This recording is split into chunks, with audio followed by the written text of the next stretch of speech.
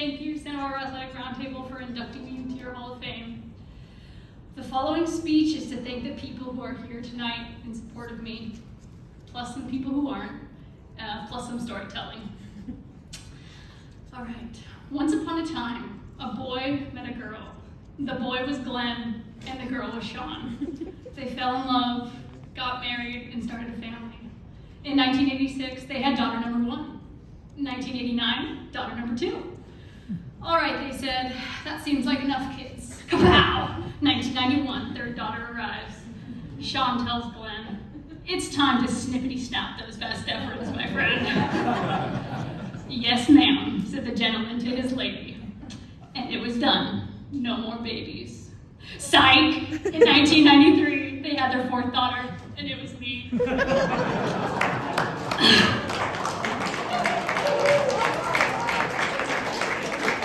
A lot of you are probably wondering, what is the point of all this backstory? Well, if you really think about it, that was literally the race of my life. A tunnel was slowly closing in front of me, and I had to get to the finish line like my life depended on it. I grew up around some powerful women. My mom, Shawn, who we mentioned earlier, was a full-time nurse at Hodges Hospital. She would manage nurses and patients all day long, and then come home and manage all of us. So thank you, Mom, for being the badass boss woman I was always proud to call mine, and for being my #1 fan from the beginning to the end. Then you have my 3 older sisters, each of them living their life as an example for me. Whether their decisions were good examples or bad examples, either way I learned. So thank you, Carissa, Janae, and Elena, for keeping me grounded and loving me fiercely, even though I was an annoying little sister. Now, moving ahead to my high school years, let's talk about Marilyn Hainton, head coach at San Marcos High School. First off, she is a mad woman behind the wheel, the 12-passenger van. She has made lane changes that I can only describe as creative. I questioned her driving most when I was on the verge of peeing into an empty water bottle and she still refused to make a stop. I guess I can say she was a coach that pushed me to my limits. The sappy thing is, she gave me confidence and vision that I didn't have. She believed in me before I believed in myself. One day, she will be up here being honored, not only for all she has done for the program at San Marcos, but also for all the individual athletes who attribute their success to her. Thank you, Marilyn, for giving me goals and aspirations, and thank you for your friendship now. I also had positive influences from a couple of stand-up guys in my life. The first, and who will always be first, my dad, Glenn. He was running his own business and working insane hours to keep the dream alive. Color services for all your printing needs. While still making time to shoot hoops with me in the backyard. So thank you, Dad, for giving me the life, the stable life that you never had, and for all the ways you showed me you love me that went unnoticed. Well, that brings us to our next dude, Anthony Garibay. He's the mid-distant coach at San Marcos. Garibay is the reason that I fell head over heels in love for the sport of track and field. What a wingman, am I right? It's hard to put into words the effect that Garibay has on people. He pulls them in, and that is where everyone wants to be, in his circle. It could be an ordinary dual meet where there's nothing on the line and the outcome is predictable, and I would still get on the track ready to do anything and everything just to make sure he was proud of my effort. The only reason I even wanted to be a coach was because of the coach he was for me. So thank you, Garibay. I don't tell you enough. It's time to move on from high school and head to Westmont College. I want to start by thanking the late Jason Otis. Coach O was in my life since I was a baby, and he was the first person to plant the idea of competing at the collegiate level. He asked me, have you ever considered running for Westmont? And I said, what's Westmont? So thank you, Coach O, for your smile and your laugh and your warm presence. It was because of you that I chose Westmont. My main event coach at Westmont was John Loraldi. John has been coaching me since I was 18, and he still coaches me 3 times a week. I have trapped the man and he cannot escape. Honestly, I just feel lucky enough to have been coached by him.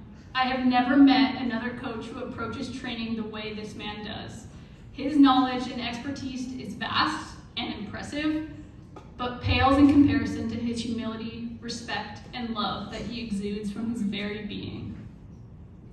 Thank you, Coach Loraldi, for every single PR, every school record, and every All-American, because they are yours just as much as they are mine.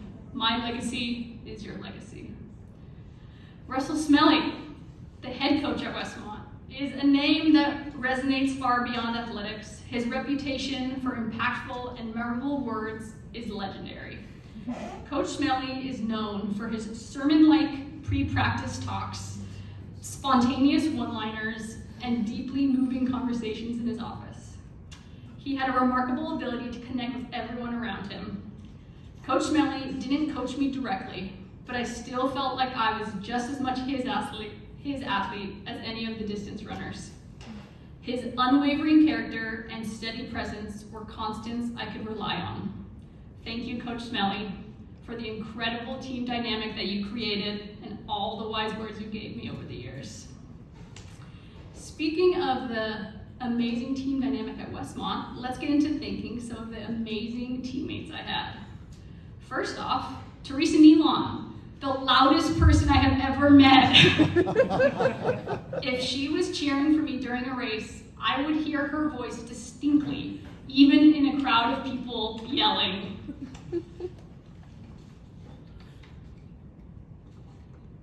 Oh boy. Hold on, here we are. The memory of my PR 400 race includes a snapshot of Teresa in the bleachers pointing towards the finish line yelling, "Let's go!" Thank you, Teresa, for your mighty roar and your even mightier friendship and camaraderie. Then there was Tina Ballou, a transfer student who took a year off from school to work full-time so she could pay for college and graduate debt-free. She showed up to training and put in the work. She wanted that work to be recognized too. So every day at practice, at her request, I would say, "Hey girl, you looking thick today." So thank you, Tina, for showing me the importance of hard work and teaching me to appreciate the body that allows me to do it. Then there was Sarai Mitchell, who joined the team as a sophomore. She only joined because her determined brother kept buying her running shoes for her birthday year after year. I just so happened to be dating said brother, so there may have been extra pressure to make a good impression. Fortunately, what started with a bit of external motivation evolved into something much more meaningful. Sadie and I became training partners, and in the space of grueling workouts and barfing sessions, we developed a genuine friendship. This bond made our transition into being sister-in-laws all the more special and rewarding. So thank you, Sadie, for giving me a chance and welcoming me into your family with open arms. And then there was Evan Koval, the freshman when I was a senior. For a solid month, I mistakenly thought his name was Leonard. It turns out, my trusting training partner, Sadie, was jokingly referring to him as Leonard because it's his middle name. I just was not in on the joke. Evan and Sadie's journey didn't stop at that mix-up. They eventually got married, making Evan my brother-in-law and also a fellow coach at San Marcos. Thank you, Evan, for being a track and field nerd with me amidst our financial nerd spouses. Saving the teammate who had the greatest impact on my life for last, there was Jonathan Mitchell, the senior when I was a freshman. At the time, I thought he was socially awkward, and I made a note of avoiding him. As it turns out, I'm not great at following my own advice because I married the guy. We got married while I was still in college, a classic result of Christian college education. I I mean, geez, what were we thinking? Well, we all know what we were thinking, don't we? People probably thought Jonathan was marrying above his station back in 2014. But he has aged like fine wine, my friends. With each year, he tastes better. I mean, gets better and like more mature and stuff. I'm getting too flustered thinking about Jonathan. I need to wrap this up. So thank you, Jonathan, for supporting me while I chased my track and field dreams, and for loving me the same no matter the outcome. And we all lived happily ever after. The end.